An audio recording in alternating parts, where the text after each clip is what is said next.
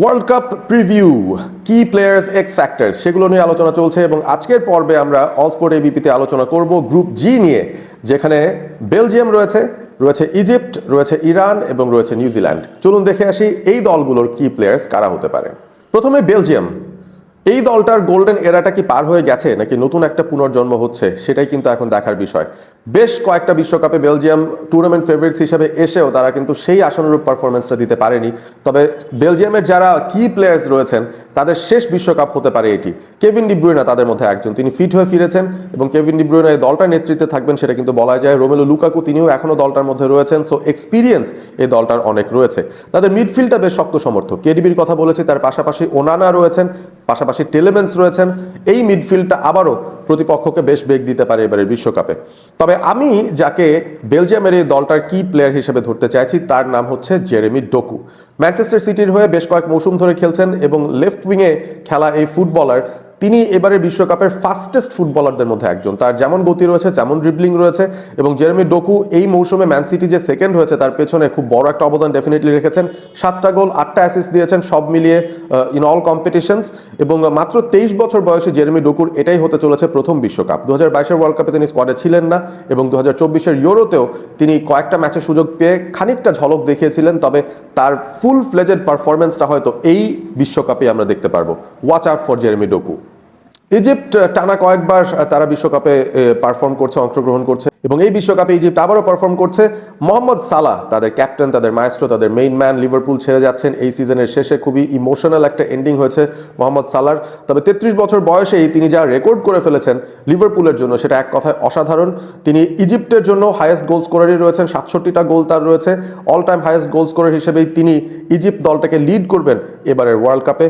তার পাশাপাশি ওমার মারমুশ রয়েছেন অবভিয়াসলি, যিনি ম্যান সিটির হয়ে এই মৌসুমে অন অ্যান্ড অফ থেকেছেন, খুব একটা বেশি সুযোগ পাননি। তবে এই দুজনের উপরই ইজিপ্ট মূলত নির্ভর করবে তাদের ক্রিয়েটিভ স্পার্কটা নিয়ে আসার জন্য। আমার কি প্লেয়ার ইজিপ্ট দল থেকে Mohamed Salah, they are too much dependent on this guy এবং আমার মনে হয় যে তাকে ছাপিয়ে অন্য কারো দিকে আসলে তাকানোর কোনো সুযোগ নেই। ইজিপ্ট যদি ভালো করতে চায় এবারে বিশ্বকাপে মোহাম্মদ সালাহর কাছ থেকে একটা স্টেলার পারফরমেন্স তারা ডেফিনেটলি আশা করবে। আমরাও মুখে থাকবো দেখার জন্য যে বিশ্ব মঞ্চে বিশ্বকাপে মোহাম্মদ সালাহ তার সেরাটা দিতে পারেন কিনা।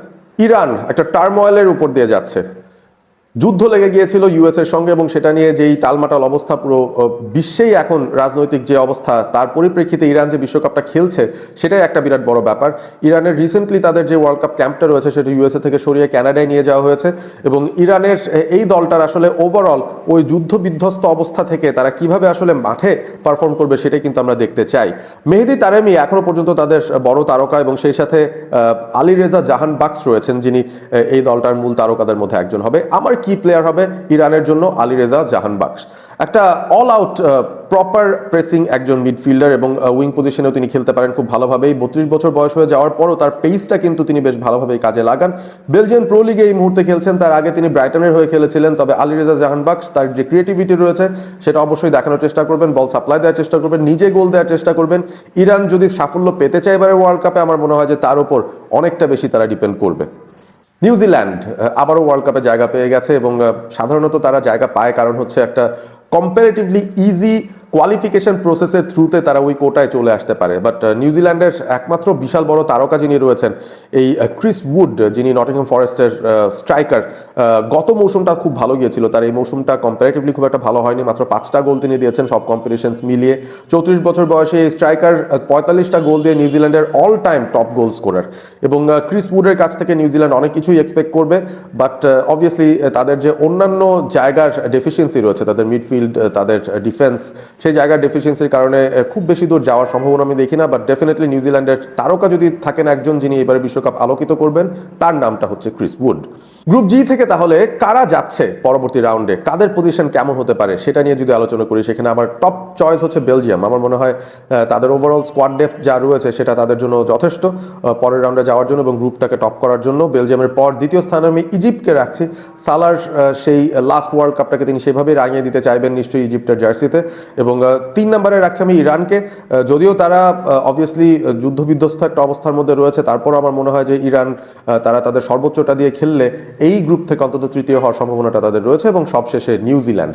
আপনারা কমেন্ট করে জানিয়ে দিন এই গ্রুপ থেকে আপনারা কাদেরকে দেখছেন পরবর্তী রাউন্ডে যাওয়ার জন্য, এবং প্রত্যেকটা টিম যাদের কথা মেনশন করেছে বেলজিয়াম, ইজিপ্ট, ইরান, নিউজিল্যান্ড, তাদের মধ্যে কোন কোন প্লেয়ারদের দিকে আপনাদের চোখ থাকবে।